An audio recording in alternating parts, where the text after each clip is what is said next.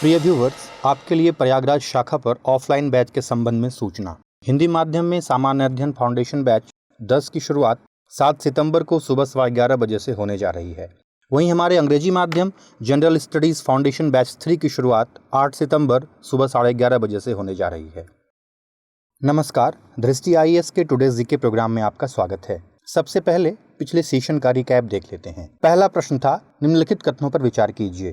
पहला, सतत विकास लक्ष्य संयुक्त राष्ट्र के सदस्यों के लिए कानूनी रूप से बाध्यकारी है। दूसरा, सस्टेनेबल डेवलपमेंट सॉल्यूशंस नेटवर्क सतत विकास सूचकांक जारी करता है। और तीसरा, 2030 तक 17 सतत विकास और 169 विशिष्ट लक्ष्य हासिल किए जाने हैं। उपर्युक्त में से कौन सा अथवा से कथन सही है अथवा हैं? इसका सही जवाब था ऑप्शन सी, केवल 2 और 3। अगला प्रश्न था, निम्नलिखित कथनों पर विचार कीजिए। पहला, स्वीन होज शॉर्टसेल टर्टल आईयूसीएन रेड लिस्ट में गंभीर रूप से लुप्तप्राय के रूप में सूचीबद्ध है। दूसरा, कछुए की यह प्रजाति भारत की स्थानिक प्रजाति है। उपर्युक्त में से कौन सा अथवा से कथन सही है अथवा हैं? इसका सही जवाब था ऑप्शन ए, केवल 1। अगला प्रश्न था, हाल ही में खबरों में रहा रेड टाइड निम्नलिखित में से किससे संबंधित है? इसका सही जवाब था ऑप्शन बी, हानिकारक शैवाल प्रस्फुटन। अगला प्रश्न था, निम्नलिखित कथनों पर विचार कीजिए। पहला, समग्र शिक्षा योजना का मुख्य उद्देश्य 2T यानी प्रशिक्षण और प्रौद्योगिकी पर ध्यान केंद्रित करके स्कूली शिक्षा की गुणवत्ता में सुधार करना है। दूसरा, समग्र शिक्षा केंद्रीय क्षेत्र की योजना है। उपर्युक्त में से कौन सा अथवा से कथन सही है अथवा हैं? इसका सही जवाब था ऑप्शन डी, न तो 1 और न ही 2। अगला प्रश्न था, निम्नलिखित कथनों पर विचार कीजिए।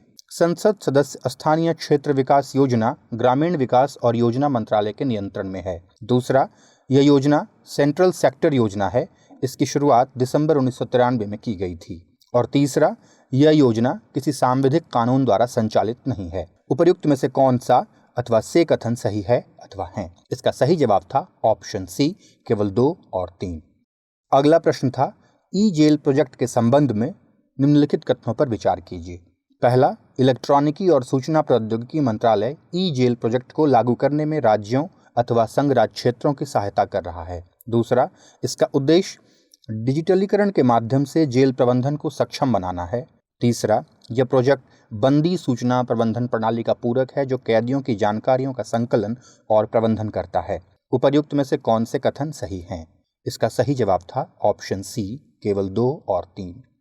अगला प्रश्न था, बांध पुनर्वास और सुधार परियोजना के संबंध में निम्नलिखित पर विचार कीजिए। पहला, इस परियोजना को 2001 में शुरू किया गया था और इसे 2020 तक पूरा करने का लक्ष्य रखा गया था। दूसरा, शुरुआत में इसे भारत के 7 राज्यों में बांध परियोजनाओं की मरम्मत और पुनर्वास के लिए शुरू किया गया था। उपर्युक्त में से कौन सा अथवा से कथन गलत है अथवा हैं? इसका सही जवाब था ऑप्शन ए, केवल 1। अगला प्रश्न था, प्रोजेक्ट हिमांक निम्नलिखित में से किस संगठन से संबंधित है? इसका सही जवाब था ऑप्शन बी, सीमा सड़क संगठन। अगला प्रश्न था, भारत में शास्त्रीय भाषाओं के संबंध में निम्नलिखित मानदंडों पर विचार करें।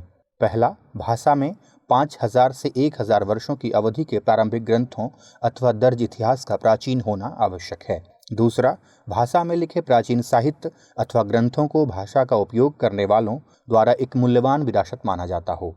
तीसरा, भाषा साहित्यिक परंपरा का हिस्सा हो और मूल भाषा हो या किसी अन्य भाषाई समुदाय से ली गई हो। चौथा, शास्त्रीय भाषा और साहित्य आधुनिक भाषा और साहित्य से अलग हो। पांचवा, शास्त्रीय भाषा और उसके बाद के रूपों या उसकी शाखाओं के बीच कोई अंतर नहीं हो। किसी भाषा को शास्त्रीय भाषा के रूप में घोषित किए जाने के लिए उपरोक्त में से कौन से मानदंड सही नहीं हैं? इसका सही जवाब था ऑप्शन बी, केवल 1, 3 और 5। और अंतिम प्रश्न था, दक्षिण चीन सागर के संबंध में निम्नलिखित कथनों पर विचार कीजिए। पहला, यह सागर लुजोन जल संधि द्वारा पूर्वी चीन सागर और ताइवान जल संधि द्वारा फिलीपीन सागर से जुड़ा हुआ है। दूसरा, चीन, Taiwan, Philippines, Malaysia, Indonesia, Singapore और वियतनाम दक्षिण चीन सागर से सीमा साझा करने वाले एकमात्र सीमावर्ती देश हैं। उपर्युक्त में से कौन सा अथवा से कथन सही है अथवा हैं? इसका सही जवाब था ऑप्शन डी, न तो 1 और न ही 2। शुरुआत करते हैं आज के सेशन की। सबसे पहले देखते हैं अभ्यास प्रश्न। निम्नलिखित कथनों पर विचार कीजिए। पहला, स्वदेशी विमान वाहक आईएनएस विक्रांत आत्मनिर्भर भारत का हिस्सा है। दूसरा, वर्तमान में भारत के पास केवल एक विमान वाहक पोत विक्रमादित्य है। इसका निर्माण मूल रूप से रूस ने किया है। उपर्युक्त में से कौन सा अथवा से कथन गलत है अथवा है? ए, केवल एक, बी, केवल दो, सी, एक और दो दोनों, डी, न तो एक और न ही दो। इसका सही जवाब है ऑप्शन डी, न तो एक और न ही दो। भारत के पहले स्वदेशी विमान वाहक पोत का कोच्चि के तट पर समुद्री परीक्षण किया गया। स्वदेशी विमान वाहक आईएनएस विक्रांत आत्मनिर्भर भारत का हिस्सा है। वर्तमान में भारत के पास केवल एक विमान वाहक पोत विक्रमादित्य है। इसका निर्माण मूल रूप से रूस ने किया है। इस प्रकार इसका सही जवाब है ऑप्शन डी, न तो एक और न ही दो। हमारे वीडियो अंग्रेजी में देखने के लिए फॉलो करें हमारा ही दूसरा यूट्यूब चैनल दृष्टि IAS इंग्लिश। अब शुरुआत करते हैं आज के सेशन की। पहला प्रश्न है, निम्नलिखित कथनों पर विचार कीजिए। पहला, खादी और ग्रामोद्योग आयोग के विशिष्ट प्लास्टिक मिश्रित हाथ से बने कागज को अपशिष्ट प्लास्टिक को रिसाइकिल करने के आविष्कार के लिए पेटेंट मिला है। दूसरा, प्लास्टिक मिश्रित हाथ से बने कागज को प्रोजेक्ट रिसाइकिल के तहत विकसित किया गया था। उपर्युक्त में से कौन सा अथवा से कथन सही है अथवा है? ए, केवल एक, बी, केवल दो, सी, एक और दो दोनों, डी, न तो एक और न ही दो। इसका सही जवाब है ऑप्शन ए, केवल एक। खादी और ग्रामोद्योग आयोग के विशिष्ट प्लास्टिक मिश्रित हाथ से बने कागज को अपशिष्ट प्लास्टिक को रिसाइकिल करने के आविष्कार के लिए पेटेंट मिला है। इस कागज को प्रोजेक्ट रिप्लान यानी रिड्यूसिंग प्लास्टिक फ्रॉम नेचर के तहत विकसित किया गया है। इस प्रकार इसका सही जवाब है ऑप्शन ए, केवल एक। अगला प्रश्न है, रक्षा अधिग्रहण परिषद के संबंध में निम्नलिखित कथनों पर विचार कीजिए। पहला, यह परिषद भारतीय सेना, नौसेना और वायुसेना के लिए नई नीतियों और पूंजी अधिग्रहण के संबंध में निर्णय लेती है। दूसरा, यह भारतीय तटरक्षक बल के संबंध में भी निर्णय लेती है। तीसरा, केंद्रीय रक्षा मंत्री DAC यानी रक्षा अधिग्रहण परिषद के अध्यक्ष होते हैं। उपर्युक्त में से कौन सा अथवा से कथन सही है अथवा है? ए, केवल एक, बी, केवल दो और तीन, सी, केवल एक और तीन, डी, एक, दो और तीन। इसका सही जवाब है ऑप्शन डी, एक, दो और तीन। रक्षा अधिग्रहण परिषद तीन सेवाओं यानी भारतीय सेना, नौसेना और वायुसेना तथा भारतीय तटरक्षक बल के लिए नई नीतियों और पूंजी अधिग्रहण के संबंध में निर्णय लेने वाली सर्वोच्च संस्था है। यह परिषद रक्षा मंत्रालय के अधीन है। रक्षा मंत्री इस परिषद के अध्यक्ष होते हैं। कारगिल युद्ध 1999 के बाद 2001 में राष्ट्रीय सुरक्षा प्रणाली में सुधार पर मंत्रियों के समूह की सिफारिशों के बाद इसका गठन किया गया था। इस प्रकार इस प्रश्न का सही जवाब है ऑप्शन डी, एक, दो और तीन। अगला प्रश्न है, निम्नलिखित कथनों पर विचार कीजिए। पहला, न्यूनतम सार्वजनिक शेयरधारिता नियम के अनुसार भारत में सभी सूचीबद्ध कंपनियों के इक्विटी शेयरों का कम से कम 25% शेयर सार्वजनिक निवेशकों के पास होना आवश्यक है। दूसरा, न्यूनतम सार्वजनिक शेयरधारिता में शामिल सार्वजनिक शेयरधारकों का तात्पर्य व्यक्तियों के साथ साथ वित्तीय संस्थान से है। ऊपर दिए गए कथनों में से कौन सा अथवा से सही है अथवा है? ए, केवल एक, बी, केवल दो, सी, एक और दो दोनों, डी, न तो एक और न ही दो। इसका सही जवाब है ऑप्शन सी, एक और दो दोनों।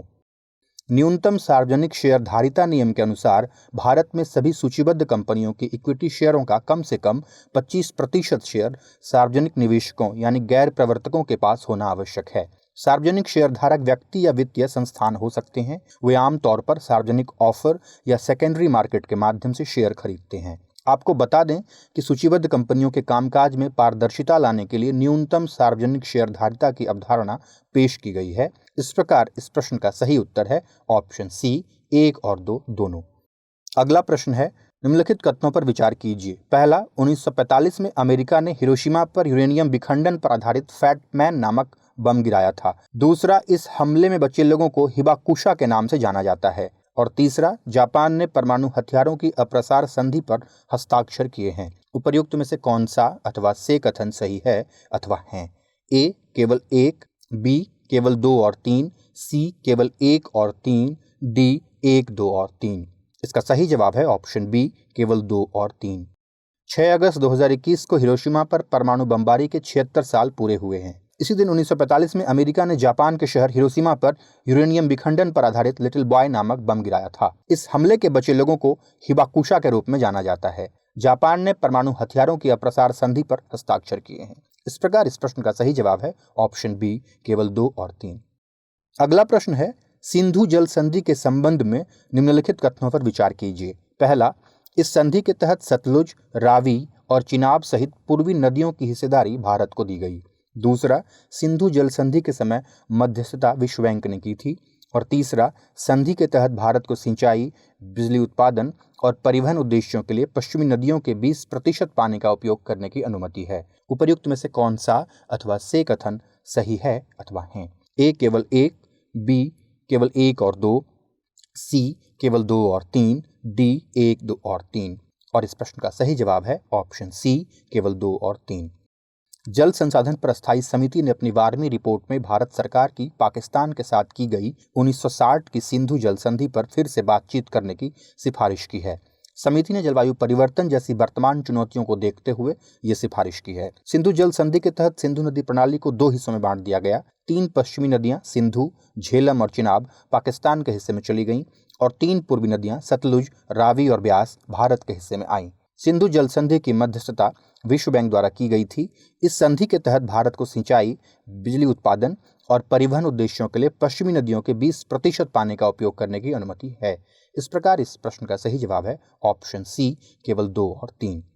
अगला प्रश्न है, निम्नलिखित द्वीपों को उत्तर से दक्षिण की ओर व्यवस्थित कीजिए। पहला, सेशेल्स, दूसरा अजम्पशन द्वीप, तीसरा डियागो गार्सिया और चौथा अगलेगा द्वीप। इसके ऑप्शन है ए 2, 1, 3 और 4, ऑप्शन बी 3, 1, 2 और 4, ऑप्शन सी 1, 2, 3 और 4 और ऑप्शन डी 4, 2, 1 और 3।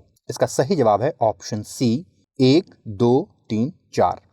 मॉरिशस ने भारत को अगलेगा के दूरस्थ द्वीप पर एक सैन्य अड्डा बनाने की अनुमति संबंधी रिपोर्ट का खंडन किया है। मॉरिशस के अनुसार दोनों देशों के बीच ऐसा कोई समझौता नहीं है। अगलेगा द्वीप मॉरिशस से 1122 किलोमीटर उत्तर में दक्षिण पश्चिमी हिंद महासागर में स्थित है। हिंद महासागर में द्वीपों की उत्तर से दक्षिण की स्थिति इस प्रकार है: सेशेल्स, अजम्पशन द्वीप, डियागो गार्सिया और अगलेगा द्वीप। इस प्रकार इसका सही जवाब है ऑप्शन सी। अगला प्रश्न है, हाल ही में खबरों में रहा रोहिणी आयोग निम्नलिखित में से किससे संबंधित है? ए, महिला सशक्तिकरण, बी, अन्य पिछड़ा वर्ग, सी, पश्चिमी घाट और डी, क्षुद्रग्रह विक्षेपण। इसका सही जवाब है ऑप्शन बी, अन्य पिछड़ा वर्ग। केंद्र सरकार संसद के मौजूदा सत्र में पिछड़ी जातियों की पहचान करने की राज्यों की शक्ति को बहाल करने के लिए विधेयक पेश करेगी। रोहिणी आयोग अन्य पिछड़ा वर्ग के उप वर्गीकरण के लिए अक्टूबर 2017 में गठित किया गया। इस आयोग का गठन संविधान के अनुच्छेद 340 के तहत किया गया। गठन के समय इसे अपनी रिपोर्ट जमा करने के लिए 12 सप्ताह का समय दिया गया था। इस प्रकार इस प्रश्न का सही जवाब है ऑप्शन बी, अन्य पिछड़ा वर्ग। अगला प्रश्न है, निम्नलिखित देशों पर विचार कीजिए। पहला जॉर्डन, दूसरा अर्मेनिया, तीसरा इराक, चौथा कजाकिस्तान, पांचवा तुर्की, छठा उज्बेकिस्तान। उपर्युक्त में से कौन कौन से देश ईरान से सीमा साझा करते हैं? ए, केवल 1, 2 और 5, बी, केवल 2, 3 और 5, सी, केवल 2, 5 और 6 और डी, केवल 1, 3 और 5। इस प्रश्न का सही जवाब है ऑप्शन बी, केवल 2, 3 और 5।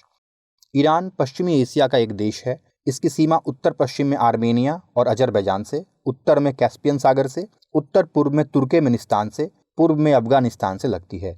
इसकी सीमा दक्षिण पूर्व में पाकिस्तान से, दक्षिण में फारस की खाड़ी और ओमान की खाड़ी से लगती है। इसके साथ साथ ईरान पश्चिम में तुर्की और इराक से सीमा साझा करता है।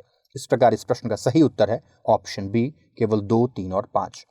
अगला प्रश्न है, निम्नलिखित कथनों पर विचार कीजिए। पहला, संविधान में संसद के लिए अनुच्छेद 105 और राज्य विधानसभाओं के लिए अनुच्छेद 194 में 2 विशेषाधिकारों यानी संसद में बोलने की स्वतंत्रता और सदन की कार्यवाही को अवरुद्ध करने के अधिकार का उल्लेख है। दूसरा, लोकसभा की नियम पुस्तिका के अध्याय 20 का नियम क्रमांक 222 और राज्यसभा की नियम पुस्तिका के अध्याय 16 का नियम क्रमांक 187 विशेषाधिकार को नियंत्रित करते हैं। उपर्युक्त में से कौन सा अथवा से कथन गलत है अथवा है? ए, केवल 1, बी, केवल 2, सी, केवल 1 और 2, डी, न तो 1 और न ही 2। इस प्रश्न का सही जवाब है ऑप्शन ए, केवल 1। भारत में संसदीय विशेषाधिकार व्यक्तिगत और सामूहिक रूप से संसद सदस्यों को प्राप्त कुछ अधिकार और प्रतिरक्षाएं हैं। ये विशेषाधिकार इसलिए दिए गए हैं ताकि वे अपने कार्यों का प्रभावी ढंग से निर्वहन कर सकें। जब इनमें से किसी भी अधिकार और प्रतिरक्षा की अवहेलना की जाती है तो अपराध को विशेषाधिकार हनन कहा जाता है। यह अपराध संसद के कानून के तहत दंडनीय है। संविधान में संसद के लिए अनुच्छेद 105 और राज्य विधानसभाओं के लिए अनुच्छेद 194 में 2 विशेषाधिकारों यानी संसद में बोलने की स्वतंत्रता और इसकी कार्यवाही के प्रकाशन के अधिकार का उल्लेख है। लोकसभा की नियम पुस्तिका के अध्याय 20 का नियम क्रमांक 222 और राज्यसभा नियम पुस्तिका के अध्याय 16 का नियम क्रमांक 187 विशेषाधिकार को नियंत्रित करता है। इस प्रकार इसका सही जवाब है ऑप्शन ए, केवल एक। अंतिम प्रश्न है, पावलोव, ग्रेट सिटकिन और सैमसी पोचनॉय निम्नलिखित में से किसके नाम हैं? ए, खाड़ियों के, बी, ज्वालामुखी, सी, कोरल रीफ, डी, मछली की प्रजातियों के। इस प्रश्न का सही जवाब है ज्वालामुखी।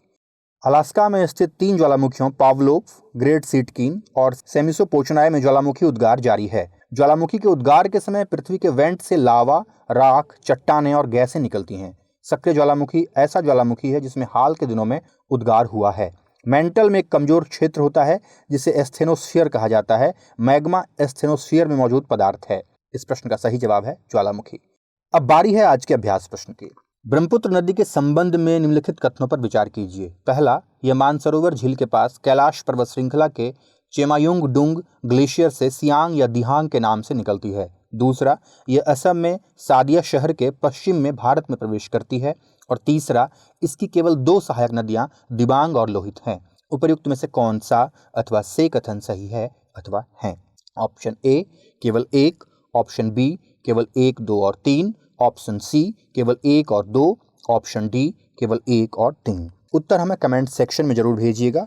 अगले सेशन में फिर मिलते हैं। शुक्रिया। प्रिय व्यूवर्स, इसी टॉपिक को इंग्लिश में देखने के लिए देखिए हमारा दृष्टि IAS इंग्लिश यूट्यूब चैनल और पाइए लेटेस्ट अपडेट।